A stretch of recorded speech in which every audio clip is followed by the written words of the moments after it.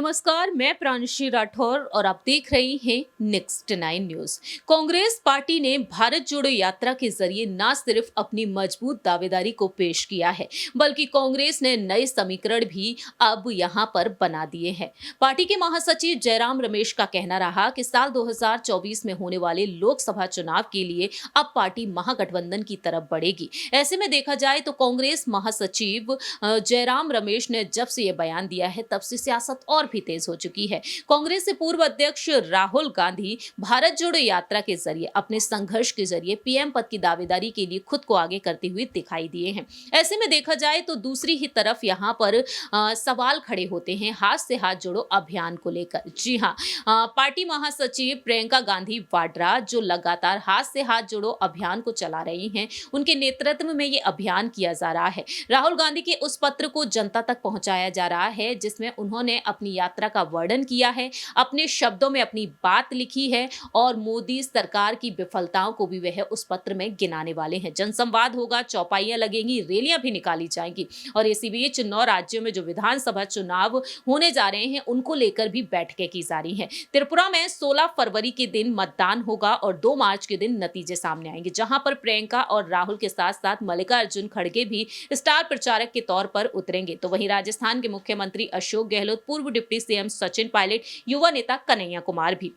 वहीं ऐसे में देखा जाए तो मल्लिकार्जुन खड़गे एक बेहद बड़ा और अहम फैसला भी लेने वाले हैं। वैसे तो वह लगातार बीजेपी पर निशाना साध ही रहे हैं, लेकिन अब खड़गे की अलग ही रणनीति हो सकती है। दरअसल आपको बताते चले कि हाल ही में मूड ऑफ द नेशन की रिपोर्ट सामने आई। इस रिपोर्ट के मुताबिक एक बार फिर से यही दावा किया जा रहा है कि 2024 में जो लोकसभा चुनाव होंगे, उन लोकसभा चुनाव में एक बार फिर से केंद्र में सत्ता में जीत हासिल करेगी भारतीय जनता पार्टी। जी हाँ, आपको बताते चले ये कहा जा रहा है कि 298 सीटों पर बीजेपी एक बार फिर से जीत बोलती हुई नजर आएगी, जो कांग्रेस के लिए झटके से कम नहीं मानी जा सकती। सपा प्रमुख अखिलेश यादव के लिए भी, राहुल गांधी के लिए भी और बाकी के अन्य दलों के लिए भी, यानी कि बसपा सुप्रीमो मायावती के साथ साथ बाकी के अन्य ऐसे दल हैं जिनके लिए एक बड़ा झटका माना जा सकता है। ऐसे में अब सवाल यहां पर ये खड़े होते हैं कि प्रियंका गांधी वाड्रा जो भारत जोड़ो यात्रा के बाद हाथ से हाथ जोड़ो अभियान में जुटी हुई है, प्रियंका गांधी लगातार यहां पर ऐलानबाजी भी करती हुई देखी जा सकती हैं। तो बात यहां पर अब ये आती है कि मल्लिकार्जुन खड़गे की रणनीतियां क्या कुछ हो सकती हैं।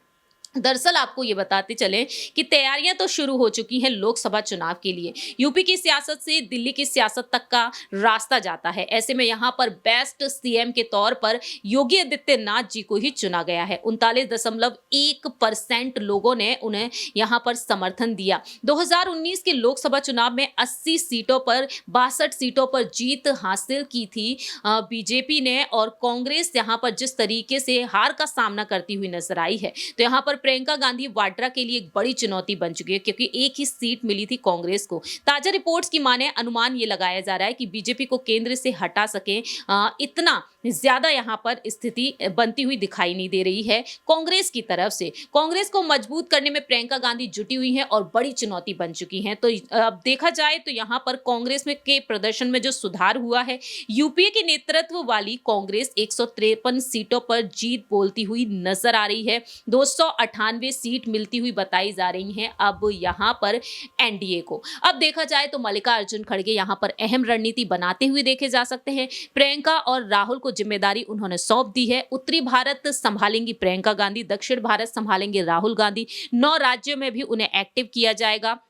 साथ ही साथ मल्लिकार्जुन खड़गे खुद भी मैदान में उतरते हुए दिखाई देंगे। देखना होगा क्या वाकई में प्रियंका रायबरेली सीट से उतरेंगी, क्या वाकई में राहुल गांधी अमेठी सीट से उतरेंगे या फिर वायनाड से। ये कुछ रणनीतियां होंगी जिन पर मल्लिकार्जुन खड़गे अपना फैसला सुनाएंगे। देखना होगा कि आखिरकार वह क्या कुछ रणनीति बनाते हैं कि पायलट को आगे करेंगे मुख्यमंत्री पद की दावेदारी के लिए और अशोक गहलोत को दिल्ली की सियासत में एक्टिव करते हुए दिखाई देंगे। आपकी क्या कुछ राय प्रतिक्रिया है, ये आप बता सकते हैं कॉमेंट सेक्शन में। तब तक के लिए आप देखते रहिए नेक्स्ट 9 न्यूज।